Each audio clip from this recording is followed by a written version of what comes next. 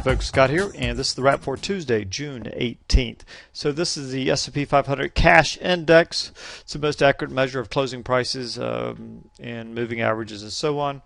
And you can see today's action. This is going back for the past almost a year. Because we didn't get back that far. Really want to focus on this action here since early to mid-May. So that was the 30-day high close right there, about mid-May.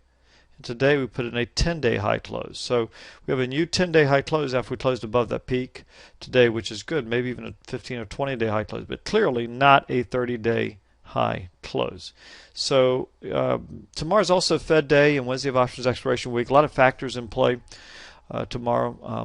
We had unfilled gaps in I think all four ETF markets and not the futures. But for the sake of this analysis, I'm going to show you the results of fading gaps after a 10-day high close that was not a 30-day high close. 10-day high close, not a 30-day high close. Gap Trader, my back testing tool. And there you go. So a fairly frequently occurring setup. About 50-50 in terms of which way we're likely to gap on the subsequent day. That stands out to me, right? A little bit more bias gapping down. Win rates are comparable and above average. That's the key thing.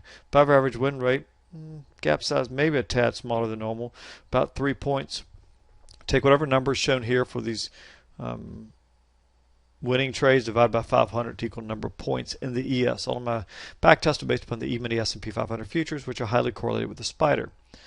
If you happen to trade that and highly correlate with the other indices too, like the NASDAQ, the Dow, and the Russell. They're all moved pretty much in lockstep, even though I think it's fair to say the S&P 500 is the big daddy, the granddaddy, the grandmother of all the indices. So high win rates, frequently occurring, decent sample sizes. However, profits have been made to the short side. Now this is using an end of the day stop, which is not what I do. I use a volatility adjusted stop, but this is a good place to start your analysis for the subsequent day or opening gap.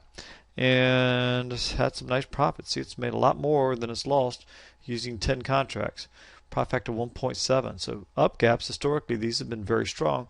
Down gaps, while a high win rate using an end of the day stop, have lost money.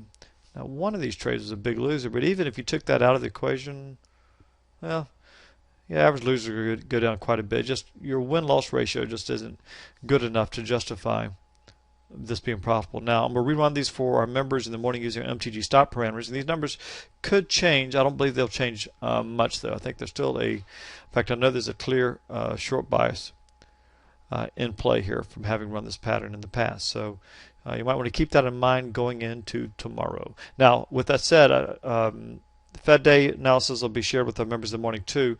Normally, if you follow me for a while, you know that shorting up gaps on Fed Day is not advised. I will tell you, the only exception is when the market has been rallying of late, which is exactly the case we got here. So I would not recommend, whether you're a member or not, unilaterally assuming there's no way we would be, that the probabilities would not favor a shorting an up gap tomorrow, because that's not true.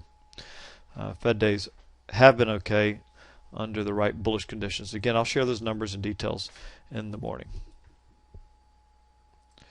All right, let's look at what do I want to look at here. There wasn't much of a gap.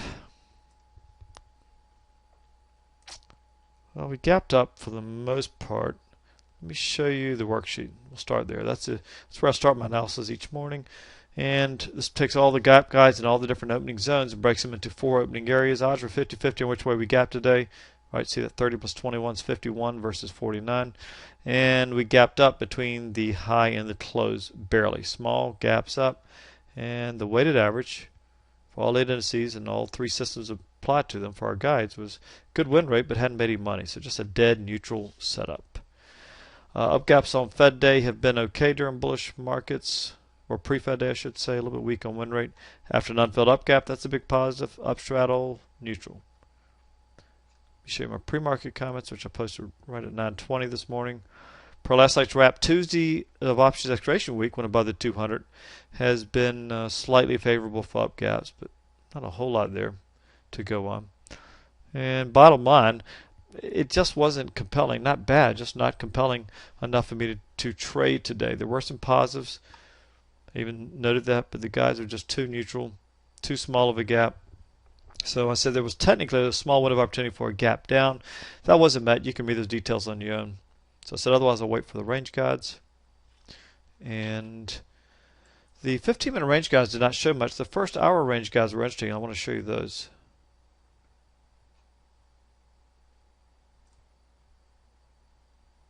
Okay, neutral on the ES on the high side. High breakout and high fade were neutral, using the stop shown there and the target shown there. However, the high breakout was favored in the YM. Leans towards a high fade in the NASDAQ, high breakout favored in the Russell. Looking at the ETFs. Neutral again the Spider, again favoring the high breakout in the Diamonds. Leaning towards a high fade in the Qs, high breakout favored in the Russell. So 4 of the 8 indices favored the high breakout. Unfortunately, you had the NASDAQ generally leaned or favored the high fade. So that's just not compelling and clean enough for me.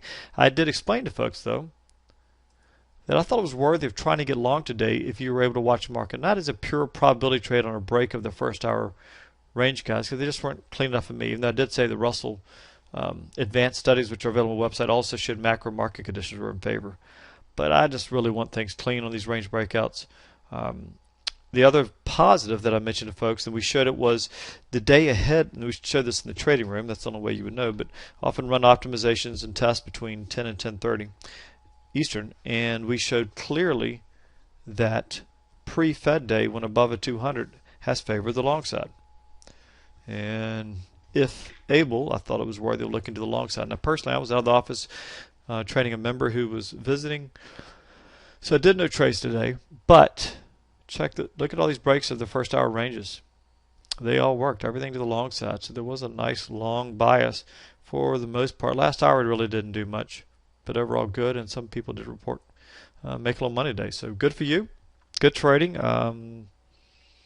I'm glad I did not fade the gap. There was not much of a gap in the ES. Actually, I don't think the NASDAQ futures filled. YM, I'm not sure either. I may have misspoken. It may have only been the Russell and the ES. I do know the ETFs, none of those filled. See, the white line is where we opened versus the blue line. No fill. I checked that. No fill in the Spider, no fill, and no fill.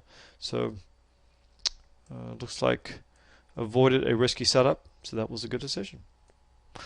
And there you go. That is the wrap for Tuesday, June 18th. Have a good one.